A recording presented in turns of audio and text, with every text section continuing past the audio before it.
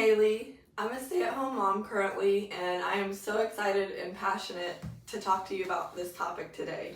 It means a lot to me, and I feel that kids are so much better if they're with their mom. If the mom wants to and it works for the family. There are some struggles, just like with anything, but all in all, I think it's amazing for the kids if the mom can stay at home. A lot of people will say, I've heard so many times in our society, they'll say, you just can't make it in today's society with just one income. And it's just not true. There are definitely ways that you can go about it, especially if you don't make a whole lot of money. And it's just better for all. And in reality, at the end of the day, if you both work, like your husband and you both work, and you're sending your kids to daycare and just the travel costs, it ends up being more money. So today, I have 7 different things that my family does or has done in the past that will help you be a stay-at-home mom. Because I know sometimes with just a lot of people get caught up on the financial aspect of it with just one income. So the first one is really a mindset shift. When we were pregnant with my second child, my first child was with a different marriage, and I wasn't able to be a stay-at-home mom, and it was really stressful, just wondering how are they doing, because we weren't living around family. And it's really stressful when you don't have someone that you trust watching your kid if you have to go to work. So that's one of the big stresses as a mom.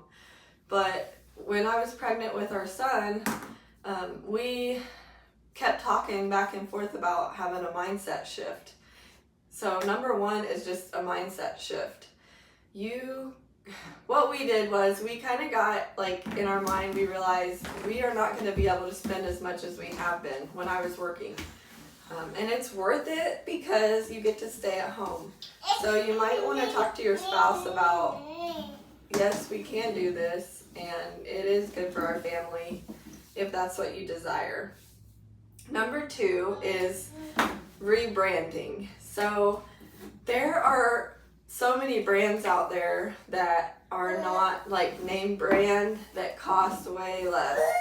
Some that I know and that we use are Parents' Choice, which is at Walmart, and they have diapers and body soap for the baby that are just as good as the name brand, but a whole lot cheaper. There's also one thing I didn't know. I would always shop at Dollar Tree for the dollar items, and then they raised them to $1.25, and I still shop there. I love Dollar Tree, but I found once I started shopping at Dollar General, they have a specific dollar aisle. So I get soap there that's 16 ounces with a pump bottle for $1.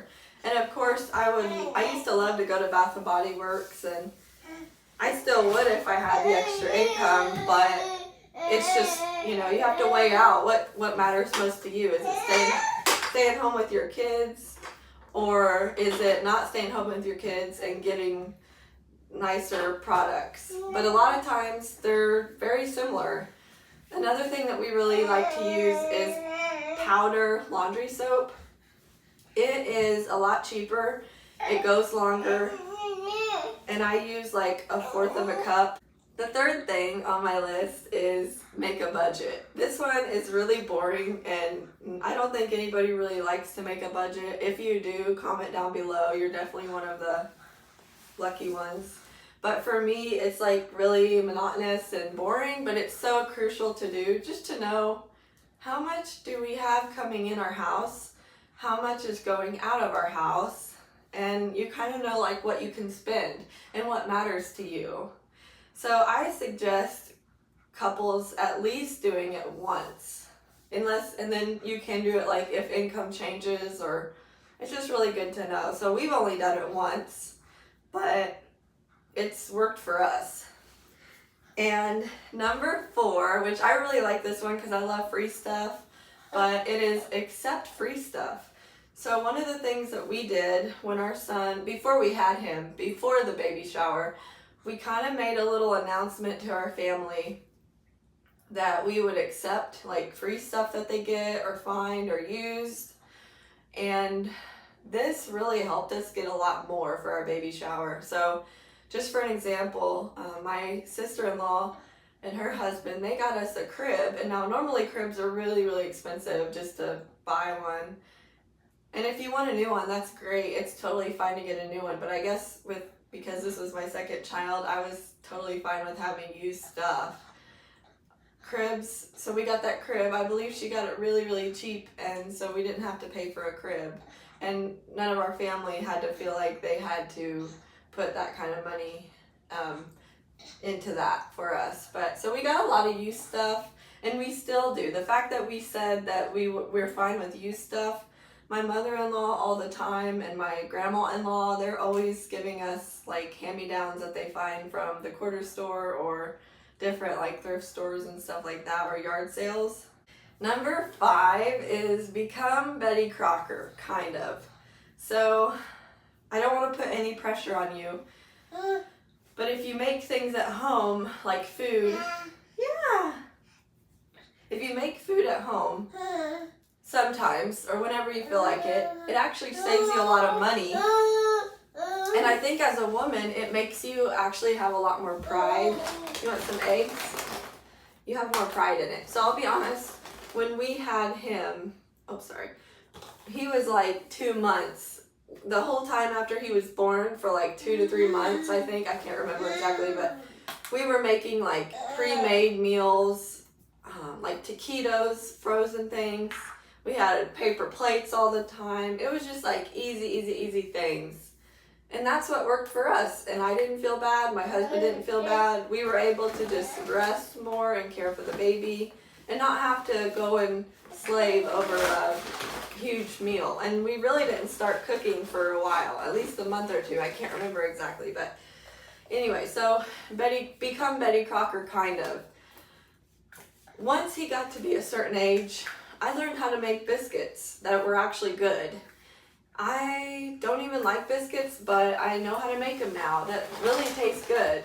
There's other things that you can do. I'll be honest with you, I don't like pies very much. I don't make pies and all that, but there's certain things that I make that my family likes, that I like, and it's like you just keep learning and keep growing, and it does save you money if you cook at home. Find new recipes and try them, but don't be hard on yourself if you do have like frozen food. Number 6 is thrift shopping. So this might come easier to some people more than it will others, but for me, thrift shopping has been something that I've done ever since I was a little girl with my mom. She would take me to the Goodwill, and that's where we got a lot of our clothes, because clothes are so expensive. But we have a local thrift shop, and there's times where they have this thing called the bag sale, and a lot of times it's around holidays, but it's this really huge bag, and everything you can put in it, like clothes, purses, and shoes, is $5. So that's whenever I stock up on clothes for myself and our kids. And then the last thing that I want to share with you is see if you qualify for assistance. Based on your income, you might qualify for WIC, which stands for Women, Infants, and Children, or Medicaid, which is a insurance for low-income families. Your husband might even qualify for it too, because men now they qualify more so than they used to. Another thing is SNAP, which helps you buy groceries. There is, if you might have a local food pantry that you can go to that based on your income you will qualify. So don't feel ashamed and don't feel embarrassed about it. It might only be something that you use while you're a stay-at-home mom. Maybe you want to go back to work whenever your kids are older, when they're back in school or whatever, but don't feel ashamed about it. It's not a bad thing. It's a really good thing, and I'm so thankful that our country does have that. So thank you so much for watching till the end. I pray that your journey goes great and that you get to be a stay-at-home mom for as long as you want. It's not always easy, and I'll make another video to talk about, the ups and downs, because there's some days where you're just frazzled dazzled, And but to me it's so special getting to spend that time with your children if you can, for as long as you want to. So comment down below, are you a stay-at-home mom? What's working for you? Help the other moms out there that are getting ready to be a stay-at-home mom. And if you want to be a stay-at-home mom and you're not yet, what's holding you up? Thanks so much. See you later.